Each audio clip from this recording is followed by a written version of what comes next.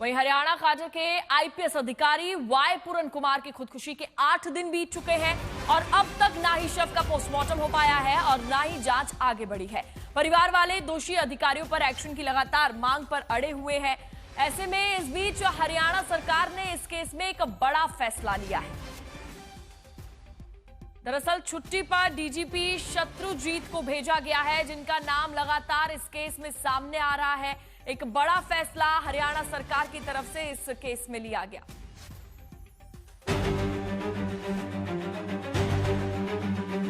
हमारे भाई का पोस्टमार्टम तक भी नहीं हुआ, लाश संस्कार तो दूर की बात। आईपीएस अधिकारी वाई पूरन कुमार की खुदकुशी, जिसने पूरे समाज को झकझोर दिया, सिस्टम को सवालों के घेरे में ला दिया, जिसके सुसाइड नोट ने पूरे प्रशासनिक अमले पर प्रश्न चिन्ह लगा दिया। अब उस केस में हरियाणा सरकार ने सबसे बड़ा एक्शन लिया है। सूत्रों के हवाले से खबर है कि हरियाणा के डीजीपी शत्रुजीत कपूर को छुट्टी पर भेज दिया गया है। डीजीपी शत्रुजीत कपूर पर भी वाई पूरन कुमार ने गंभीर आरोप लगाए थे। उनके परिवार और तमाम संगठनों की ओर से डीजीपी पर एक्शन की मांग हो रही है। जिनमें 2 दिन पहले हुई महापंचायत में भी डीजीपी पर कार्रवाई की मांग की गई थी और हरियाणा सरकार को अल्टीमेटम दिया गया था।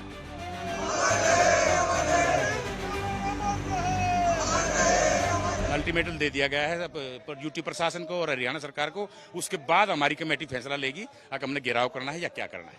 48 घंटे का। 48 घंटे में क्या कार्रवाई करें? आपने कहा हम कार्रवाई देखो, हम अभी तो शांति में हमारा विश्वास है। 48 घंटे में क्या पद से हटाए? नहीं, उसको डीजीपी शत्रुजीत कपूर को हटाना है, बाकी तो उन्होंने रोहतक वाले एसएसपी को हटा दिया और उसके खिलाफ एफआईआर दर्ज है। वो अपने अगर उसने गलत काम किया तो भुगते वो। लेकिन अगर पद से हटाएंगे तो आपको लगता है कि कार्रवाई होगी?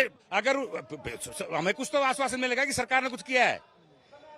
उसके लेवल का, डीजीपी के लेवल का बंदा था ना जो मेरा है। अगर डीजीपी बहुत इंपॉर्टेंट है तो वो आदमी भी तो इंपॉर्टेंट है, वो भी तो डीजीपी के बराबर का था ना जो मेरा है।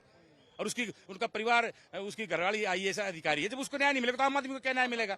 और एक आदमी मतलब इतना इंपॉर्टेंट हो गया कि उसकी सरकार सुन नहीं रही किसी की भी, इतनी लोगों की। बड़ी बात यह भी है कि फैसला महापंचायत से मिली 48 घंटों की चेतावनी का समय पूरा होने से पहले लिया गया। हरियाणा सरकार के एक्शन के बीच सवाल है कि क्या आईपीएस वाई पूरन कुमार की खुदकुशी मामले में अटकी जांच अब आगे बढ़ सकेगी, क्योंकि 7 अक्टूबर को सुसाइड के बाद अब तक शव का पोस्टमार्टम भी नहीं हो सका है, क्योंकि परिवार वालों का कहना है कि जब तक डीजीपी पर कार्रवाई नहीं होगी वो पोस्टमार्टम की इजाजत नहीं देंगे। मुख्यमंत्री जी ने बताया कि भाई थोड़ा पोस्टमार्टम होने दो। पोस्टमार्टम जब तक होता नहीं है तब तक टेक्निकल कहना है ये, लेकिन हमारा भी आग्रह था कि भाई पहले उनको सस्पेंड करो, फिर वो फैमिली मान जाएगी।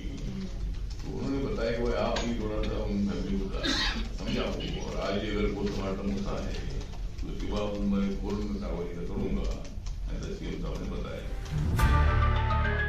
उधर एक दिन पहले परिजनों ने उस लैपटॉप को पुलिस को देने से इनकार कर दिया जिसमें सुसाइड नोट टाइप किया गया था। पुलिस का कहना है कि तकनीकी और फॉरेंसिक जांच के बिना केस को आगे नहीं बढ़ाया जा सकता है, लिहाजा लैपटॉप की जांच जरूरी है।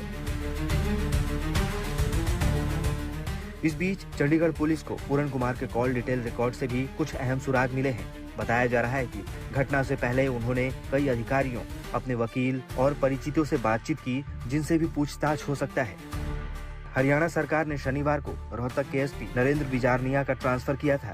2 दिन अब डीजीपी को छुट्टी पर भेजा गया है। माना जा रहा है कि सरकार के इन कदम के बाद आईपीएस वाई पूरन कुमार की खुदकुशी की जांच तेज हो सकती है। आज तक ब्यूरो।